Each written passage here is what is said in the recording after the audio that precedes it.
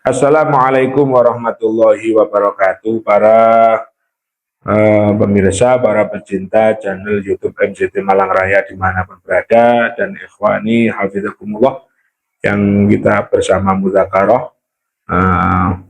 untuk menambah keilmuan kita tentang ilmu tauhid.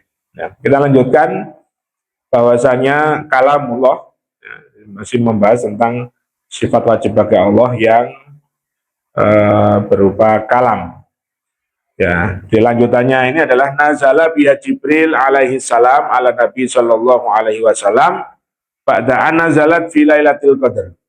Yang mana kalam yang Al-Qur'an itu, kalam yang Al-Qur'an itu yang dibawa turun oleh malaikat Jibril kepada Nabi Muhammad pada Lailatul Qadar fi Baitil Izzah. Ya, fi Baitil Izzah, sama malaikat Jibril dibawa turun ke Baitul Izzah. Mahallun fis sama'id dunya, tempat di langit dunia. Ada yang mengatakan ulama di langit ketujuh daripada dunia ini. Jadi Baitul Izzah itu berarti di dunia, langit ketujuh. Nah, dikatakan juga bahwasanya di langit ketujuh ini ada namanya tempat Baitul Izzah. Disitulah diturunkan Al-Quran dari Lauhul Mahfud ke Baitul Izzah. Dikatakan oleh para ulama, turunnya itu duf'atan wahidah atau daf'atan wahidah. Turunnya satu blek Quran utuh turun, tulisan itu turun. Ya. Ada juga yang katakan bukan begitu, turun setiap tahun sesuai kebutuhan. Jadi 1 tahun ini nanti ayat yang akan turun apa saja dibawa turun ke langit dunia. Ya, ini perbedaan ulama lah. Ya. Maka turun lagi ke bumi ini dibawa oleh malaikat Jibril kepada Nabi Muhammad. Ada yang mengatakan isri nasanah, dikatakan 20 tahun. Ada salah sawa isri nasanah, 23 tahun, sebagaimana mudah waktu diutusnya Nabi Muhammad. Nah, di Mekah 13 tahun, di Madinah 10 tahun. Juga bisa dikatakan khamsah wa isri nasanah, 25 tahun. Ya. Kutibat fi suhufin wa wudi'at fi, ditulis di suhuf dan diletakkan di situ. Wakila nazalat fi Baitul Izzah duf'atan wahidah lagi. Maka dikatakan turun ke Baitul Izzah sekali turunan. Kemudian turun ke bumi ini isrina sanah, wakila salah sawa isrina, wakila khamsin wa isrin. Nah, ada 20, 23, 25. Wakila kana yanzilu fi Baitul Izzah fi Lailatul Qadar. Turun ke Baitul Izzah pada Lailatul Qadar. Ya. Ya. Lailatul Qadar. Bisa satu turunan atau biqadri mayan zilukulasana, dengan seberapa yang dibutuhkan 1 tahun itu maka diturunkan. Ya. Walam yanzil fi baitil izzah duf'atan wahidatan walladzi nazala alaihi lafzu wal ma'na wa qila nazala alaihi al-ma'na faqat. Nah, tidak turun di Baitul Izzah itu duf'atan wahidah, tapi turunnya adalah kebutuhan 1 tahun ini apa ayat-ayat yang akan turun. Itu turun. Ya. Kemudian yang turun itu apanya? Lafadznya atau maknanya? Maka dikatakan walladzi nazala alaihi al-lafzu wal ma'na. Lafadz dan makna turun. Wakila nazala alaihi al-ma'na faqat. Makna netok. Lafadznya nanti redaksinya itu.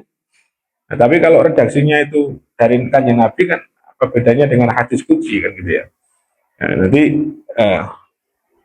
wa huwa mabni ala qauli bi anna sayyidana Jibril kasyafa anul hijab fasami'a kalamahu ta'ala kama sami'a Musa fafahima minhu dzalikal ma'na.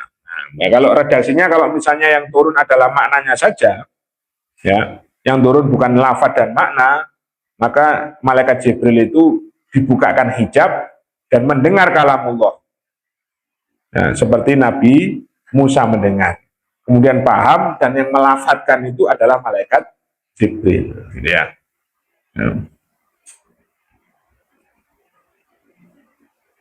Kemudian waqtalafal qailuna bi hadza faqala ba'dhum abbaron Nabi sallallahu alaihi wasallam anil makna.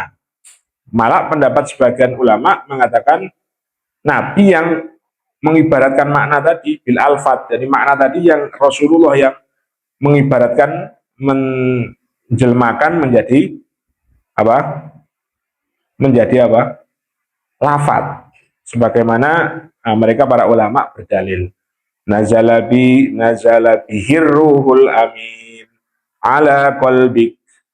Jadi malaikat Jibril memberikan makna kepada hati Rasulullah dan Rasulullah yang menulis lafadznya itu tadi. Tapi ini apa doif ya, kalau doif ya.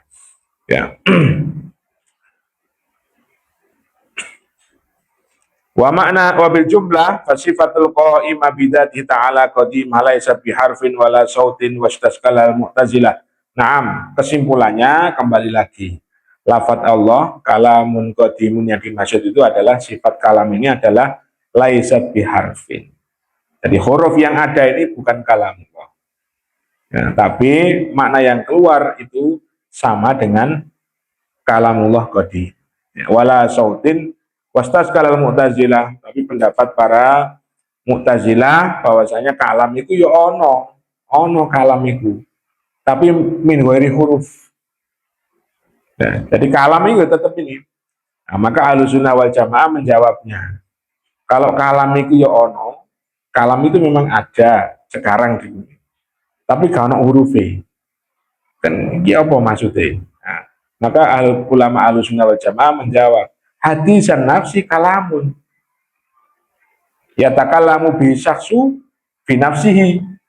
Gumam, apa gumam itu kerentek hati itu ya kalam berarti, ya kan?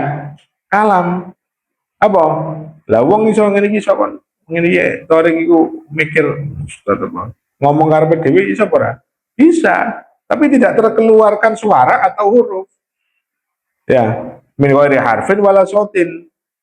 Fakat wajada kalaman min ghairi harfin. Berarti ku podo kalam min ghairi harfin wala sautin. Tapi maksudnya bukan membandingkan antara makhluk dengan Allah. Bukan. Tapi ini tasbiha kalamihi ta'ala bihati sinafsi, bukan menyerupakan terenteke hati dengan kalamullah, bukan. Tapi apa? Kalamullah qadim itu adalah kalamullah qadim itu cara digambarno ngono lah untuk menjelaskan. Maksudnya gitu ya. Oh, no ta kalam kok gak ono harfin wala sautin, itu kalam model apa misalnya begitu. Sedalah kamu itu kerentek di hati. Itu ucapan bukan? Ini namanya hati sunafsin. Tapi bukan maksudnya untuk apa namanya? Menyamakan, mentasbihkan antara kalamullah dengan ini. Beda. Lek kalamul sahsi itu adalah apa hadisun, hal yang baru, makhluk, sedangkan kalamullah qadimun, beda begitu ya. Tapi untuk menjawab itu saja, supaya kita bisa masuk logika, karena Mu'tazilah tidak mau kalau tidak masuk akal. Kudu semuanya apa logika. Nah, terus kemudian kalau Asariyah itu tidak. Nah, kalau kita tengah-tengah. Jadi apa namanya akidahnya Asy'ariyah itu tengah-tengah. Asariyah itu terlalu, jadi istilahnya terlalu logika, ada yang tidak mau pakai logika. Seperti Jabariyah misalnya, kalau ini ada yang gak masuk akal, gak masuk. Kalau Jabariyah, semuanya pokoknya apa jare Gusti Allah. Nah, kita tengah-tengah. Jadi Ahlussunnah wal Jamaah akidahnya Asy'ariyah ini tengah-tengah. Yo dipikir, tapi terus kok yo ono dipasrahkan Gusti Allah, begitu ya. Tidak semuanya harus masuk akal, karena akal kita tidak bisa menampung itu apa kekuasaan Allah, sifatnya Allah tidak bisa.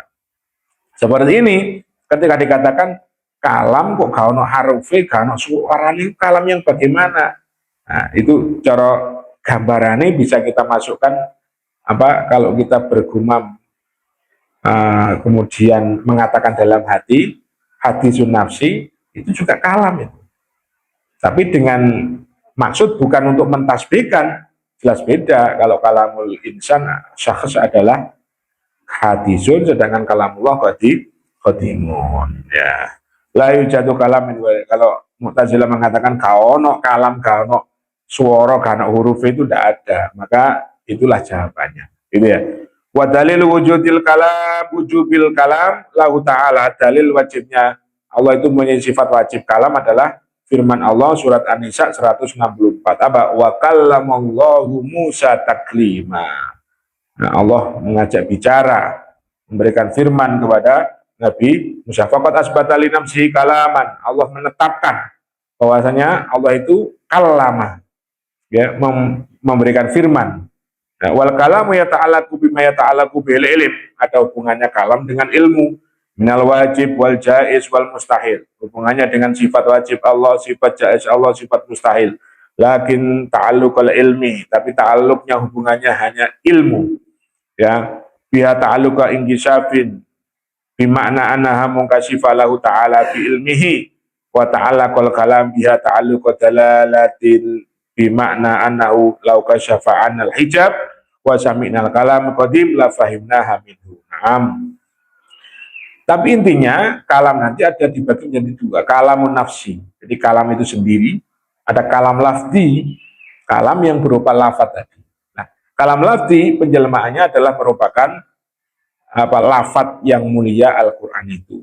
Nah, ketika itu dikeluarkan maknanya, maka nanti maknanya akan musawin, sama dengan kalam nafsi yang kalam qadimnya Allah Subhanahu wa taala. Jadi hubungannya di sini Allah membuka hubungannya kalam dengan ilmunya Allah, maka akan terbukalah.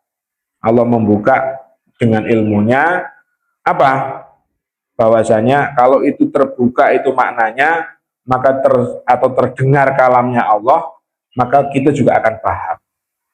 Nah, tapi untuk mengarah ke sana itu maka ya perlu ada pemahaman bahwasanya ini apa kalam yang ini, lafaz yang ada ini ya kalamnya Allah. Ya, tapi bukan berarti kalamullah yang qadim itu. Tapi juga tidak boleh kita mengatakan Quran itu bukan kalamullah. Kan hadis ini. Bukan. Jadi tetap adabnya juga ya kalamullah. Nah, maka dikatakan kalamun qadimun itu ya Al-Quran. Ya, gitu ya. Nah, jadi kalau kita mengatakan Quran itu hal yang baru, juga hadis juga kurang etis. Nah, kita mengatakan kalamullah qadim itu juga bukan yang qadim. Tapi ini adalah bentuk seperti tadi. Jadi bisa jadi malaikat Jibril yang terbukalah ilmunya Allah, terbukalah kalam Allah, kemudian maknanya diberikan kepada Nabi Muhammad. Itu bisa menjadi seperti itu. Nah, mudah-mudahan dibarengi dengan hidayah dan manfaat dari Allah Subhanahu wa taala. Wallahul musta'an wa alaihi tuklan. Wassalamualaikum warahmatullahi wabarakatuh.